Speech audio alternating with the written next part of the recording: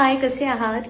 मला तुम्हाला काहीतरी सांगायचं आहे की जेवढेही पक्षी आहेत ते कुठे राहतात? दिवसभर झाडावर राहतात, विजेच्या तारेवर राहतात, पण रात्री झोपतात कुठे? तर मी तरी अजून असं असं ओपनली कुठेतरी पक्ष्यांना झोपताना मी तरी अजून पाहिलं नाही आहे. मला असं वाटतं ते झाडांच्या मध्ये घरट्यात झोपत असतील किंवा झाडाच्या फांटीवर झोपत असतील, पण मी असं ओपनली त्यांना झोपताना पाहिलं नाही. मला दाखवते.